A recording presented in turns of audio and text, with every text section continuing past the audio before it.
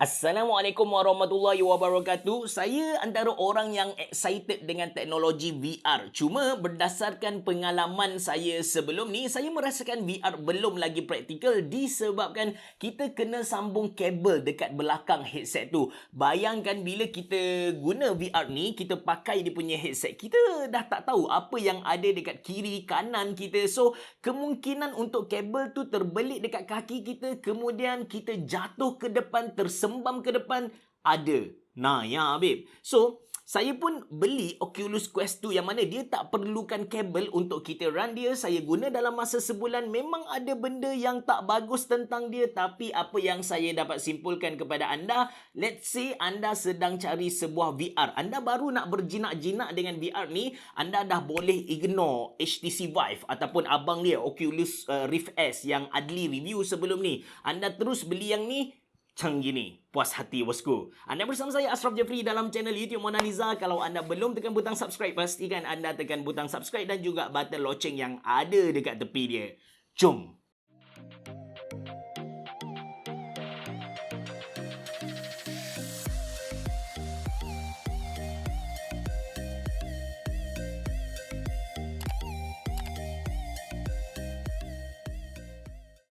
Okay guys, tentang physical Oculus Quest 2 ni kita go through cepat-cepat lah, tak payah nak detail sangat. Basically VR ni dia datang dengan dua komponen utama. Yang pertama kita ada headset dan yang kedua dia ada controller yang datang secara sepasang. Dan dekat headset dia ni dah ada built-in speaker yang anda nampak bintik-bintik hitam dekat setiap bucu. Ini adalah pass-through camera. Kualiti dia tak adalah sehebat kamera smartphone, but dia mampu deliver job dia dengan bagus. Dia bukanlah untuk kita record apa yang kita nampak, tak ada pun. Dia just sekadar nak tunjuk kepada kita apa yang ada di luar kita. Untuk ketatkan headset ni, kita just adjust dia punya headband. Simple macam kita pakai goggle untuk berenang tu. Dan dekat remote ni ada 5 button dan ada satu thumbstick. Menarik tentang remote Oculus, tak kisahlah Oculus Rift S ke Oculus Quest 2 ni ke, surface remote dia ni sensitif. Bila kita dalam alam VR, kita boleh nampak jari kita bersentuh dengan permukaan mana. That's why bila Sony announce dia punya DualSense controller dekat PS5 tu, saya tak rasa yang ini adalah satu teknologi baru sebab saya dah jumpa dekat Oculus sebelum ni. Itu je tentang physical Oculus Quest 2 ni. Cuma saya ada beli dia punya docking station untuk simpan dan tukar controller dia jadi rechargeable. Kalau tak, kita kena pakai bateri biasa dekat dia punya controller ni. Docking yang saya beli ni agak mahal, cuma bagi saya personally, saya merasakan ini adalah satu keperluan. Lagipun design dia cantik. Kalau saya letak dekat ruang tamu rumah saya pun, orang rumah tak akan marah punya. Alright, sebelum saya kongsikan dengan anda user experience saya guna Oculus Quest 2 selama 1 bulan tu, saya just nak bagi tahu kepada anda yang saya berpendapat yang era untuk VR sudah pun tiba. Dan saya nak kongsikan dengan anda kenapa VR sebelum ni gagal. Cuma sebelum tu saya nak anda teka, anda bagi pendapat anda. Kenapa anda rasa era VR dah pun tiba dan juga VR sebelum ni gagal dekat ruangan komen di bawah. Saya bagi 5 saat untuk anda fikir dan tulis pendapat anda. 1, 2, 3, 4, 5. Alright. So, jawapan dia tak lain dan tak bukan ialah harga. VR sekarang dia dah jadi mampu milik. Kalau sebelum ni, harga untuk sebuah VR paling murah kita boleh dapat dalam RM2,000 Malaysia, dan VR tu dia tak boleh run macam tu. Maksudnya kalau kita beli VR saja, kita tak boleh main. Kita kena ada sebuah gaming machine ataupun PC yang harga dia sekurang-kurang RM4,000 Malaysia. So, total untuk kita main ataupun enjoy VR tu ialah RM6,000 Malaysia. Satu angka yang agak besar sebenarnya. That's why orang biasa tak boleh nak main dengan VR sebelum ni. Lagipun macam saya bagi tahu di awal video tadi, untuk kita main VR kita kena pasang banyak kabel yang mana dia menyukarkan proses enjoy tu sendiri. Cuma untuk Oculus Quest 2 ni,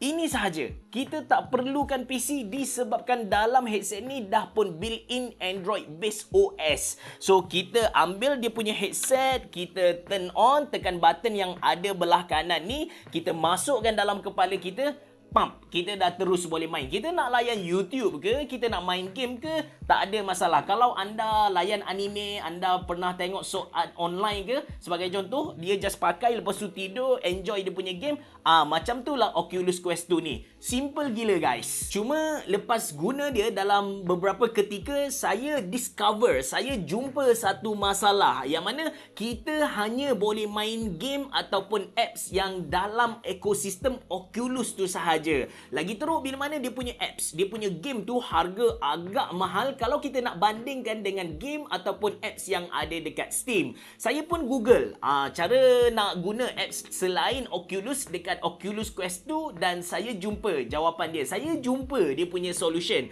yang mana kita kena beli satu apps yang diberi nama Virtual Desktop. Konsep dia ala-ala cloud streaming ataupun cloud gaming yang mana kita connect Oculus Quest 2 ni ke PC ataupun laptop kita. PC atau laptop yang kita nak connect tu tak semestinya power, bergantung kepada apps yang kita nak guna. Tapi once kita dah guna Virtual Desktop ni, kita boleh guna semua software yang ada dekat PC kita, even Adobe Premiere.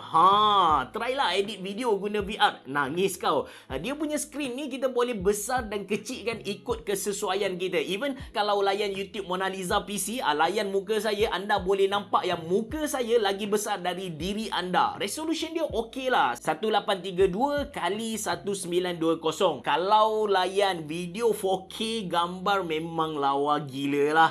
Cuma color dia tu saya perasan dia ke arah kemerah-merahan kalau kita nak compare warna yang kita nampak dekat smartphone ataupun PC kita. But the point is, yes, kita boleh guna semua apps, bukan sahaja apps Oculus, tapi kita boleh guna even software macam Adobe Premiere dekat desktop kita tu. Tak ada masalah. Tapi saya perasan bila saya main Beat Saber, ada ketika tu dia ada delay. Saya yakin benda ni bukan disebabkan masalah VR, cuma dia disebabkan oleh internet rumah saya. Okey, macam saya bagi tahu di awal video tadi, dekat bucu headset ni ada pass-through camera. Function pass-through camera ni adalah untuk kita nampak apa yang ada di sekeliling kita. Based on pengalaman saya lah, bila guna VR dalam 20 ataupun 30 minit macam tu, saya rasa sunyi tu datang. Bila rasa sunyi tu datang dalam diri, bunyi cicak dekat atas tu pun dah menyeramkan.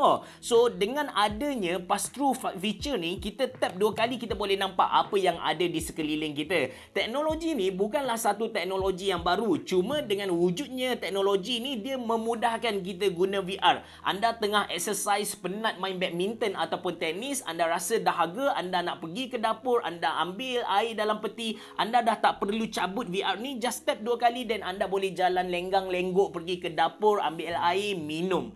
Senang gila kot. Dan dia punya pass-through camera ni bukan sahaja boleh kita cakap, bukan sahaja diaktifkan bila mana kita double tap.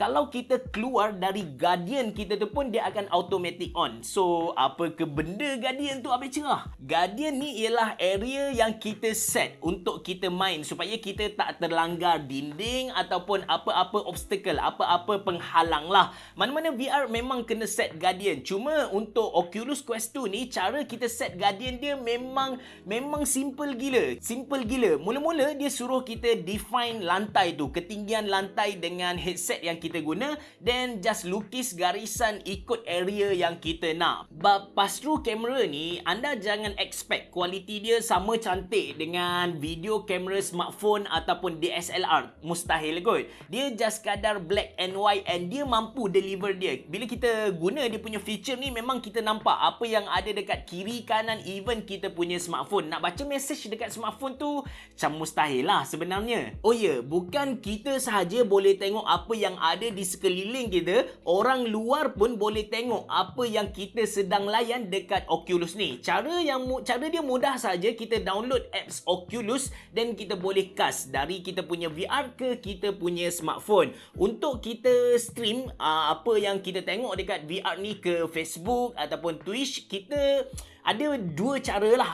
Yang pertama, kita buat secara manual. Maksudnya dari smartphone kita ni, kita sambung ke capture card dan kita pergi ke Streamlabs OBS, kita sambung ke Facebook. Itu cara pertama, which is bagi saya cara yang manual lah. Lepas tu saya jumpa satu lagi cara yang mana kita boleh cast ke website Oculus dan dari situ kita boleh sambung ke Streamlabs OBS. Cuma sampai saat video ni direkod, saya masih tak jumpa cara untuk kongsikan dengan audiens macam mana kualiti pass-through kamera dia. Benda ni tak penting sangat pun untuk anda, tapi one point lah untuk tech reviewer macam saya. So, saya guna Oculus Quest 2 ni dalam sebulan. Apa yang saya dapat kongsikan dengan anda memang puas hati. Lagi-lagi kalau anda guna dia untuk layan YouTube, layan Netflix, memang one whole new dimension lah. Seriously. Saya tak cakap benda pelik-pelik, tapi itu saja dari saya. Oculus Quest 2 ni, dia tak masuk Malaysia secara official.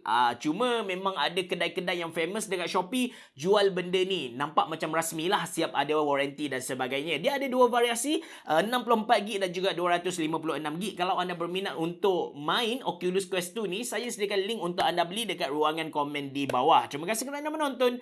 Merhaba. Jumpa lagi.